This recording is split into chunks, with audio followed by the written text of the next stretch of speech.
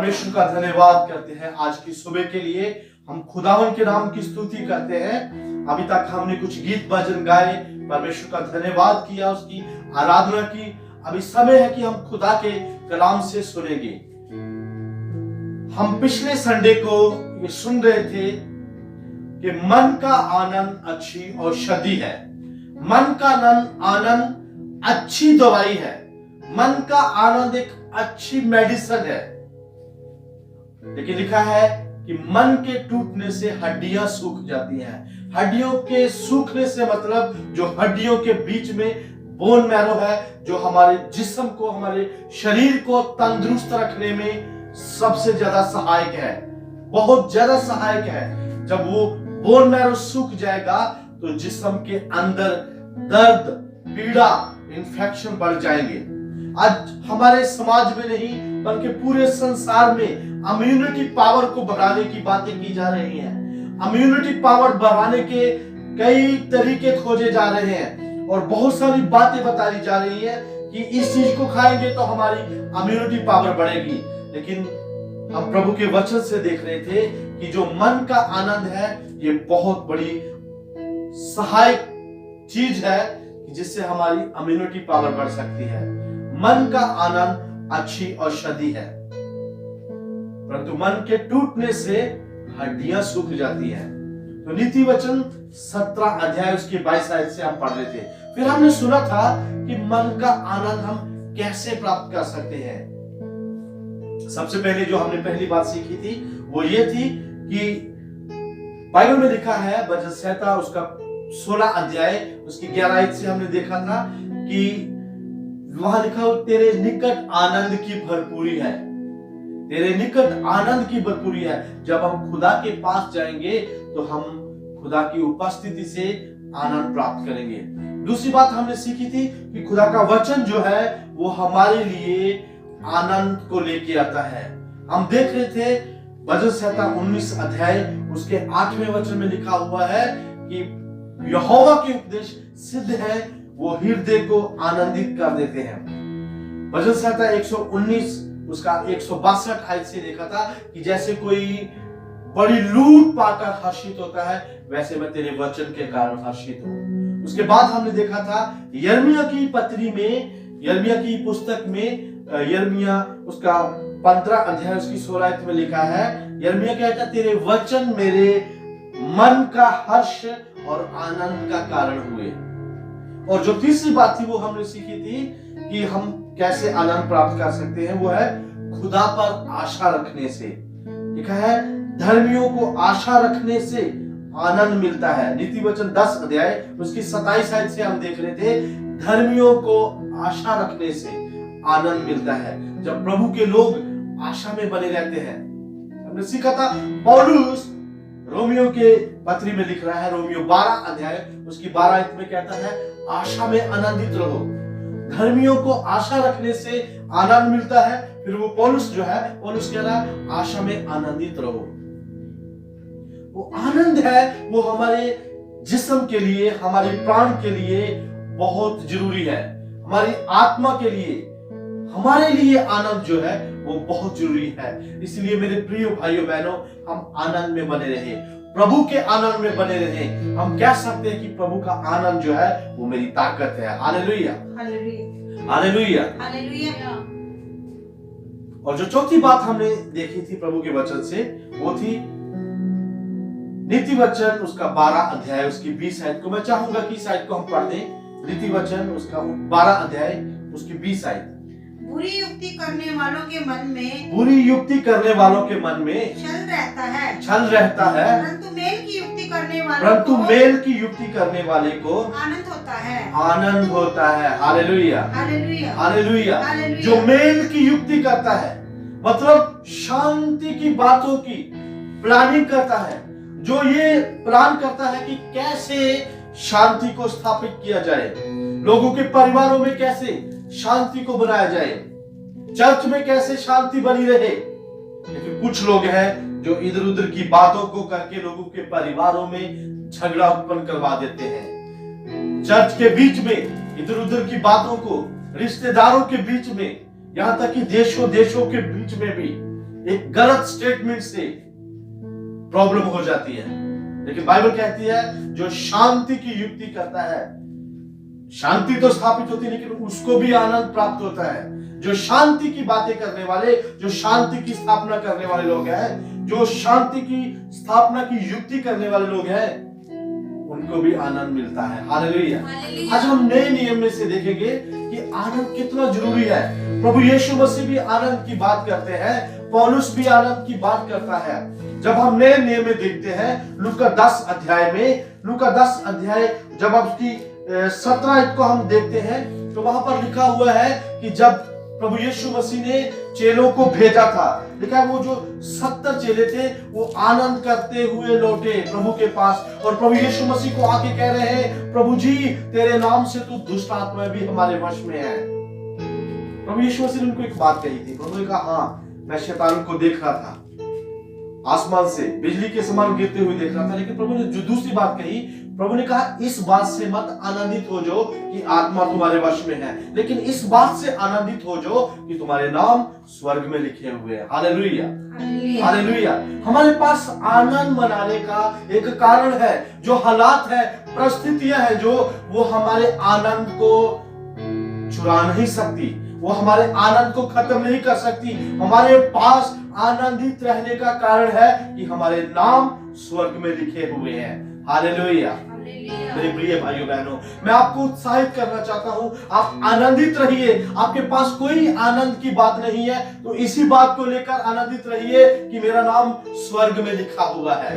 प्रभु यीशु मसीह ने कहा इस बात से आनंदित रहो कि तुम्हारे नाम स्वर्ग में लिखे हुए हैं। जब हम आगे पढ़ते हैं पत्रियों में पौलुस भी आनंद की बात करता है। रोमियो 12 अध्याय में वो कहता है, रोमियो की पत्र कलीसिया को कहता है, वो कहता है आशा में आनंदित रहो। जो तुम्हारे पास आशा है, जो उम्मीद है, प्रभु के आने की उम्मीद है, प्रभु यीशु मसीह के दूसरे आगमन की उम्मीद है, तुम्हारे उद्धार की उम्मीद है, तुम्हारे छुटकारे की उम्मीद है, सारी बातों को लेकर जो मसीही लोग हैं, जो उनके पास उम्मीद है, उस उम्मीद को लेकर आशा में आनंदित रह सकते हैं। हमारे पास तो धन्य आशा है। तो संसार के लोगों के पास आशा नहीं है, लेकिन हमारे पास एक धन्य आशा है। तो हम उस आशा को, उस उम्मीद को याद करके धन्य रह सकते हैं। पहली बात, हमारे जो नाम है वो स्वर्ग में लिखे हुए हैं, इसीलिए हम आनंदित रह सकते हैं, आशा में आनंदित रह सकते हैं। ओके, जब हम कुरिन्थियों की पत्री में आते हैं तो पहला कुरिन्थियों उसका 5 अध्याय उसके 7 आयत में लिखा हुआ है, पौलुस कहता है हमारा भी फसा इसीलिए वो कह रहा है क्योंकि यहूदी लोग फसा का पर्व मनाते थे, उनके पास एक मेमना होता था, तो वो प्रभु यीशु मसीह के लिए बोल रहा है हमारा भी फसा जो मसीह है वो बलिदान हुआ है। 8 आयत में क्या लिखा हुआ, पहला कुरिन्थियों उसका 5 अध्याय उसकी 8 आयत को पढ़िए, क्या लिखा हुआ है, इसलिए आओ हम उत्सव में आनंद मनाएं। इसीलिए आओ हम उत्सव में आनंद मनाएं। तो पौलुस कुरिन्थियों की कलीसिया को भी उत्साहित कर रहा है, रोमियों की कलीसिया को कहता है कि आशा में आनंदित रहो, और पौलुस जो है वो कुरिन्थियों की कलीसिया को कह रहा है कि हम उत्सव में आनंद मनाएं। दूसरा कुरिन्थियों उसका 13 अध्याय उसकी 11 आयत को पढ़िए।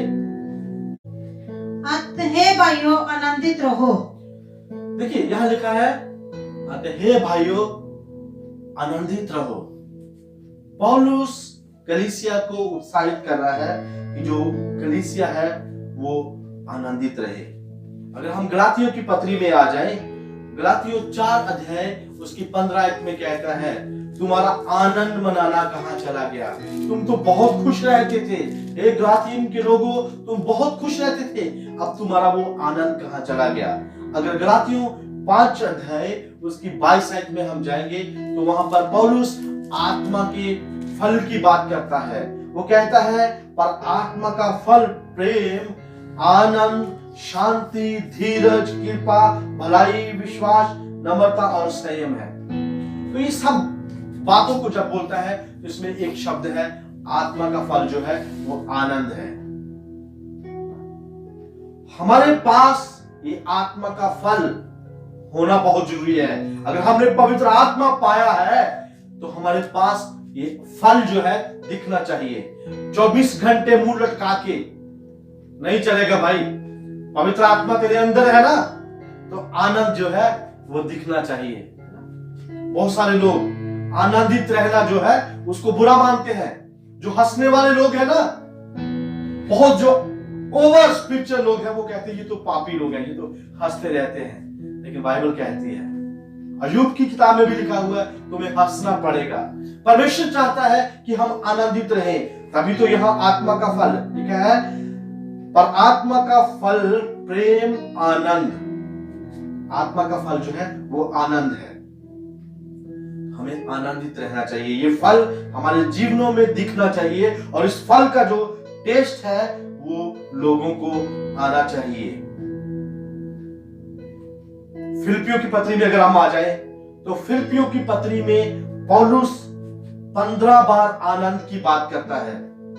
फिलिपियों 4 अध्याय उसका 4 आयत, इसको पढ़ देंगे।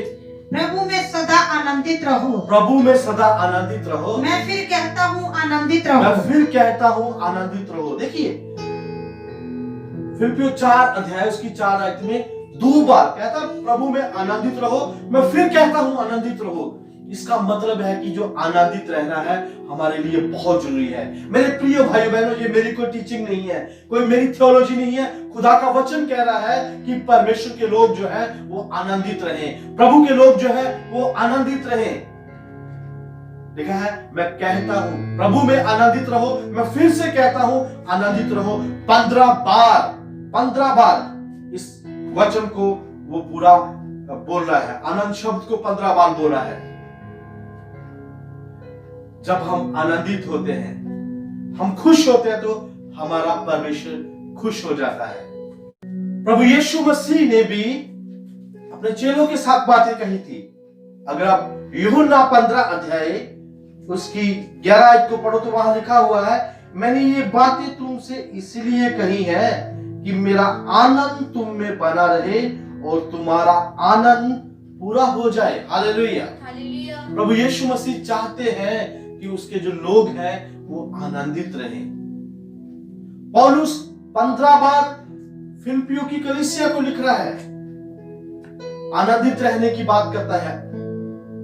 तो मेरे प्रिय भाइयों बहनों, हमारा आनंदित रहना जो है वो बहुत ही आवश्यक है।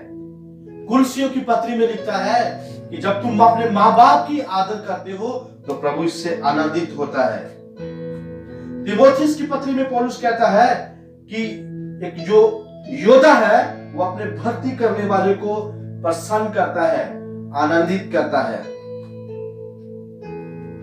पौलुस आनंदित रहने की बात कर रहा है।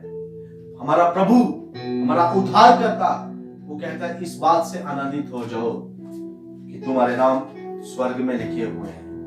फिर प्रभु कहता है मैंने ये बातें तुम्हें इसीलिए कही तुम्हारा आनंद पूरा हो जाए। Hallelujah, hallelujah, hallelujah.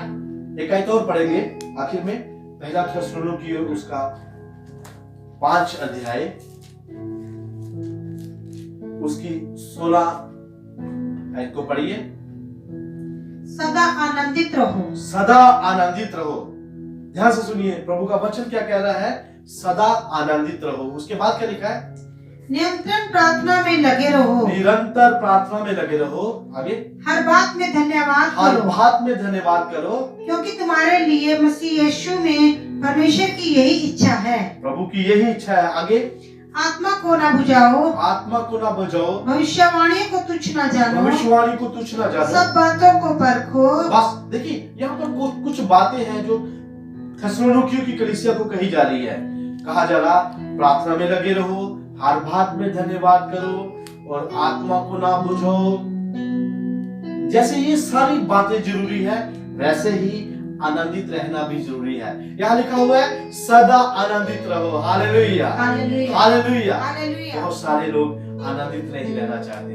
मेरे प्रिय बहनों, भाइयों बहनों, हम आनंद में जीवन बिताएं, आनंदित रहना शुरू करें, आशा में आनंदित रहें, हर बात के लिए हम प्रभु का धन्यवाद करें, आनंद में बने रहें, क्योंकि बाइबल कहती है मन का आनंद अच्छी औषधि है।